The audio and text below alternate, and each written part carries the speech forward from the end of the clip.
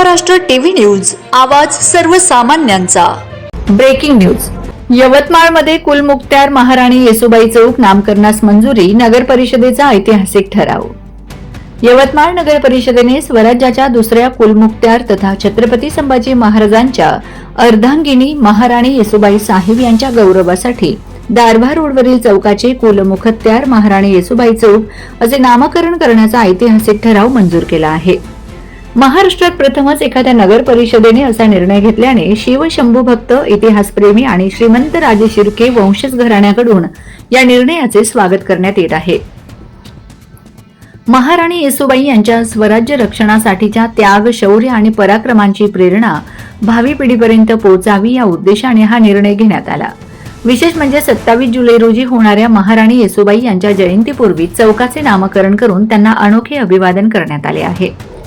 या नामकरणासाठी कुलमुक्त्यार महाराणी येसुबाई सामाजिक संस्थेच्या संस्थापक अध्यक्षा सौ भावनाताई पवन लेडे पाटील व संस्थेच्या महिला सदस्यांनी सातत्याने पाठपुरावा केला होता।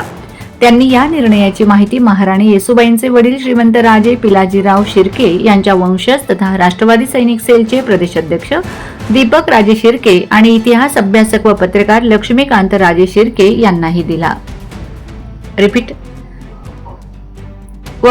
लक्ष्मीकांत राजे शिर्के यांनाही दिली। यानंतर लक्ष्मीकांत राजे शिर्के यांनी नगराध्यक्षा ॲडव्होकेट प्रियदर्शिनी उईके, मुख्य अधिकारी शुभम केथमवार, नगरसेवक प्रमोद बगाडे, नगरसेविका संगीता बोबडे, भाजप गट नेते नितीन भाऊगिरी तसेच सर्व नगरसेवकांचे अभिनंदन करत या निर्णयाचे कौतुक केले। भावनाताई लेडे पाटील यांनी 25 जानेवारी 2024 रोजी नगर परिषद प्रशासनाकडे नामकरणाबाबत निवेदन दिले होते। त्यानंतर 23 एप्रिल 2026 रोजी झालेल्या सर्वसाधारण सभेत नगरसेवक प्रमोद बगाडे यांनी हा ठराव मांडला, तर नगरसेविका संगीता बोबडे यांनी त्याला अनुमोदन दिले। सभागृहाने हा ठराव मंजूर केला।